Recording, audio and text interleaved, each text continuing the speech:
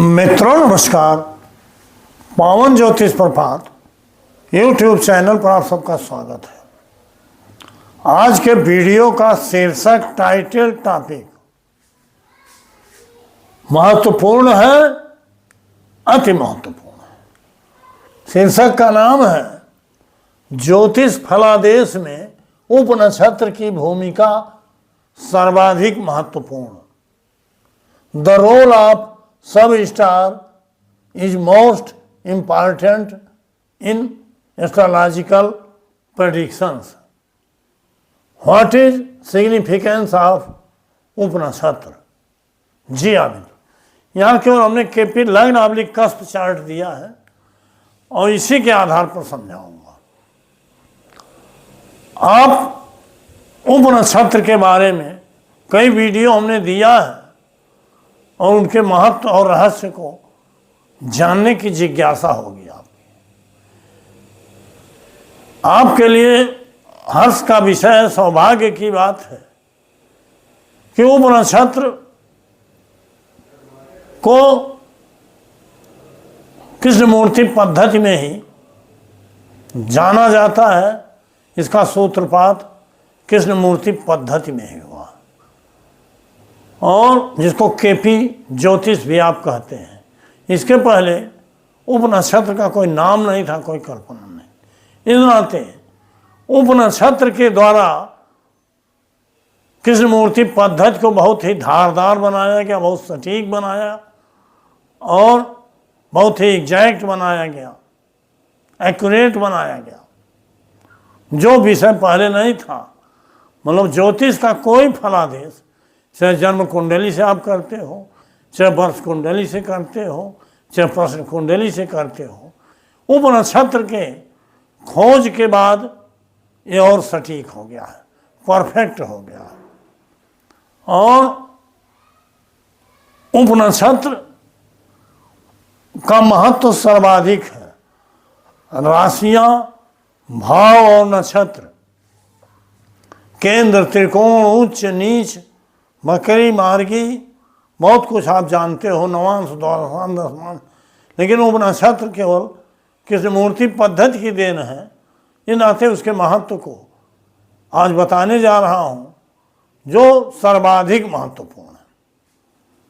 आशा है आप इसे जानना चाहते होंगे, आपकी जिज्ञासा होगी कि उपनक्षत्र के महत्व को ज्योतिष फलादेश में, ज्योतिष प्रेडिक्शन में, ज्योतिष भविष्यवाणी में, ज्योतिष भविष्य कथन में समझाया जाए।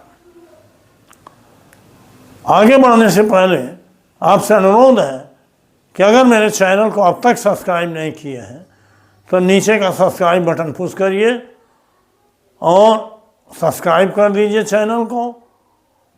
हाइप का बटन दबाओ, हाइप करिए, वीडियो को लाइक करिए, अधिकतम मित्रों तक शेयर करिए और एक प्यारा सा कमेंट नीचे दीजिए। बाद में मैं उसका जवाब जरूर देता हूँ।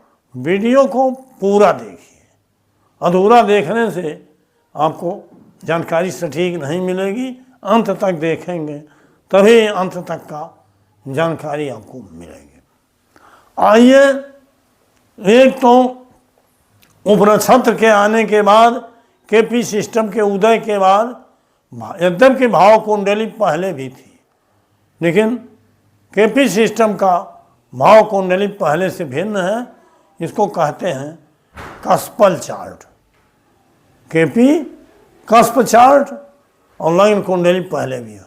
कस्प चार्ट नए तरीके से है जिसका निर्माण भाव के आरंभ बिंदु से होता है, जबकि पहले भाव के मध्य बिंदु से होता है। दोनों में अंतर है और नक्षत्रों को उपनक्षत्र में बांट करके इसके महत्व को अभी आप देखेंगे, सुनेंगे, आप जानते भी होंगे कितना बढ़ा दिया है।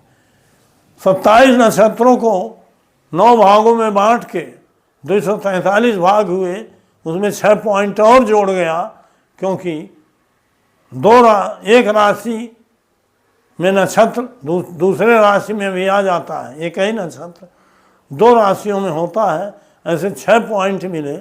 इस तरह से 243 में 6 भाग और जोड़ा गया और एक नक्षत्र को 9 भागों में बांटा गया।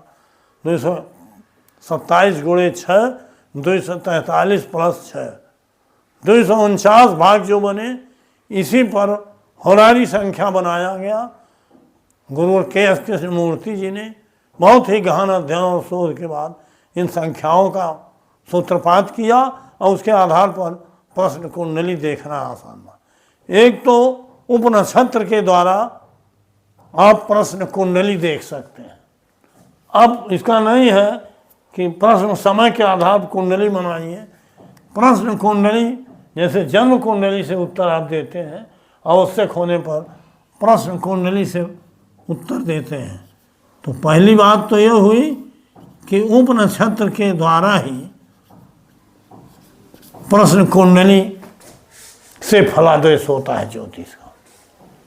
प्रश्न कुंडली आप जानते हैं कि तात्कालिक होती है, बड़ा सूक्ष्म और सटीक उत्तर मिलता है। दूसरा, जब जन्म कुंडली होती है, प्रश्न कुंडली में भी यही बात होती है, इसमें भाग्य पक्ष आपका और कर्म और समय पक्ष 2 भागों में विभाजित किया गया। भाग्य पक्ष को जानने के लिए जो कस्प कुंडली है, इससे 12 भाव का विवेचन होता है, और वो किसके द्वारा होता है? उपनक्षत्र के द्वारा। भाव कुंडली जो हर भावों के उपनक्षत्र हैं, उनके स्वामी जो हैं वो किस नक्षत्र में बैठे हैं उसके द्वारा, मतलब उपनक्षत्र और उसका नक्षत्रेश, उपनक्षत्रेश और उसका नक्षत्रेश, मतलब 2 स्टेप। भाग्य पढ़ने के लिए केवल 2 स्टेप देखना पड़ता है, अर्थात भाग्य पक्ष, भाग्य या प्रारब्ध।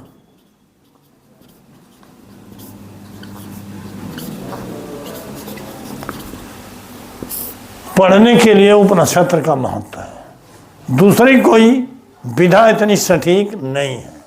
उपनक्षत्रों को पढ़ लीजिए 12 भाव के, और उनके उपनक्षत्रेश के नक्षत्रेश को पढ़ लीजिए। इन्हीं 2 बिंदुओं से कुंडली के 12 भावों का आप अपने भाग्य में, प्रारब्ध में, लक में, डेस्टिनी में, फेट में क्या लेके आए हो, ये सटीक उत्तर मिल जाता है। और दूसरा बिंदु आता है कि भाग्य या प्रारब्ध में जो लिखा है ये कब मिलेगा। इसके लिए भाग्य या प्रारब्ध पढ़ने के लिए कस्पल सिग्निफिकेटर्स को देखा जाता है। कस्पल समलाड़ जो होते हैं उनके सिग्निफिकेटर देखा जाता है। कस्पल समलाड़ माने उपनक्षत्र, सब स्टार माने उपनक्षत्र, समलाड़ माने सब स्टार लाड़, उपनक्षत्र।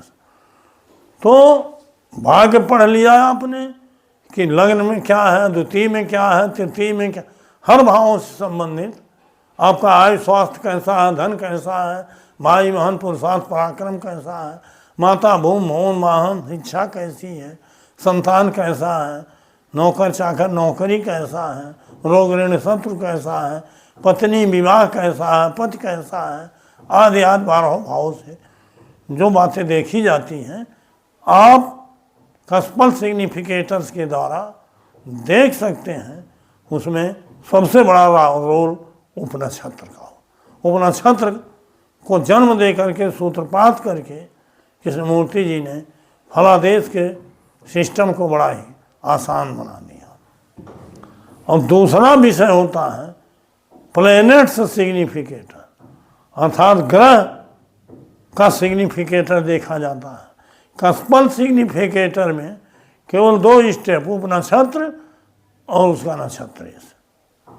प्लैनेट्स सिग्निफिकेटर में ग्रह, उसका नक्षत्र, ग्रह का उपनक्षत्र और उसका नक्षत्र, ये 4 स्टेप।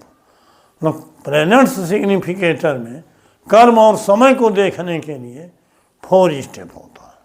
केवल भाग्य पढ़ने के लिए कि आप पूर्व जन्म के कर्मानुसार जो भाग्य निर्मित हुआ है, वर्तमान जन्म में जहाँ भी जिस रूप में आप पैदा हुए हैं, कुंडली के 12 भावों का फल कैसा होगा, भाग्य में क्या लिखा हुआ है, उसको पढ़ने के लिए आप सब स्टार की ही जरूरत पड़ती है, कस्पल सब स्टार की। और जब आप प्लैनेट्स सिग्निफिकेटर पढ़ते हो तो वहाँ प्लेनेट उसका स्टार नक्षत्र, प्लेनेट का उप नक्षत्र उसका, यहाँ भी उप नक्षत्र की, मतलब भाग्य पढ़ने के लिए भी, समय और कर्म पढ़ने के लिए भी, दशा अंतरदशा सब कुछ निकालने के लिए उप नक्षत्र की जरूरत पड़ती है। उप नक्षत्र को हटा दीजिए तो क्या बताएंगे आप, अधूरा हो जाएगा। ये नाते भाग्य में भी और आपके समय और कर्म में भी, दशांतर दशा में भी, दोनों जगह उप नक्षत्र की जरूरत पड़ती है। तो यहाँ हो गया ग्रहों, प्लेनेट्स सिग्निफिकेटर।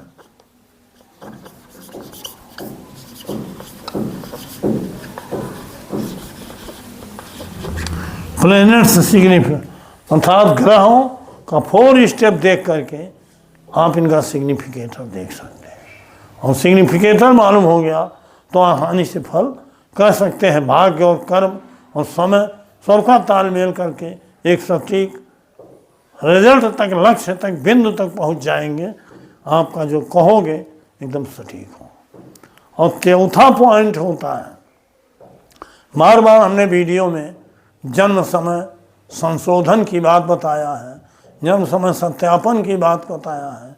ये भी बताया है कि केपी ही एक ऐसी विधा है जिसमें 100% perfect result, exact result, accurate result, सटीक फलादेश आप बता सकते हो। और उसके लिए जन्म समय के महत्व को हमने कई वीडियो में दर्शाया है। जन्म समय सही है, गलत है, इसका सत्यापन, वेरिफिकेशन आप कर सकते, और जन्म समय का संशोधन आप कर सकते। और जन्म समय सत्यापन, संशोधन, सब में उप नक्षत्र का रोल है, क्योंकि वहाँ रूलिंग प्लेनेट निकाल करके आप वहाँ नक्षत्र के बाद उप नक्षत्र को देखोगे, उप नक्षत्र के बाद उप नक्षत्र, इस तरह से उनकी बार बार ज़रूरत पड़ती है। बिना उप नक्षत्र के आपका जन्म समय संशोधन, सत्यापन भी नहीं हो सकता। बिना उप नक्षत्र के आप भाग्य को नहीं पढ़ सकते। बिना उप नक्षत्र के समय को नहीं पढ़ सकते। बिना उप नक्षत्र को आप कर्म का फल नहीं समझ सकते। बिना उप नक्षत्र के आप ग्रहों का फल नहीं समझ सकते। और बिना उप नक्षत्र के आप अपने 12 भावों के भाग्य का फल नहीं समझ। इसलिए ज्योतिष के किसी भी विषय के लिए फलादेश करने के लिए, भविष्यवाणी करने के लिए, भविष्य कथन करने के लिए उप नक्षत्र सर्वाधिक महत्वपूर्ण है। जैसे भोजन में मसाला में हल्दी का महत्व है कि चाहे दाल में डालिए, चाहे सब्जी में डालिए, चाहे चटनी में डालिए, हर जगह हल्दी बहुत ही उपयोगी है, महत्वपूर्ण है। उसी तरह से हर जगह ज्योतिष के फलादेश में हल्दी की तरह उप नक्षत्र हैं। और उप नक्षत्र के द्वारा, उप नक्षत्र स्वामी के आधार पर आप 2 स्टेप 4 स्टेप का प्रयोग करके ज्योतिष का सटीक फलादेश कर सकते हैं। ये नाते आज मेरा जो शीर्षक है ज्योतिष के फलादेश के लिए, ज्योतिष फलादेश में उप नक्षत्र की भूमिका सर्वाधिक महत्वपूर्ण है, सर्वाधिक महत्वपूर्ण है। तो मित्रों, आज का टॉपिक बड़ा ही महत्वपूर्ण, उपयोगी रहा। आशा है मैंने आपको उपनक्षत्र की भूमिका ज्योतिष फलादेश में क्या है उसको समझाने में कामयाब रहा हूँ। बहुत बहुत धन्यवाद, हार्दिक शुभकामनाएं। मैं पुनः 3 दिन बाद एक नए वीडियो के साथ पुनः मिलूँगा। बहुत बहुत धन्यवाद, हार्दिक शुभकामनाएं।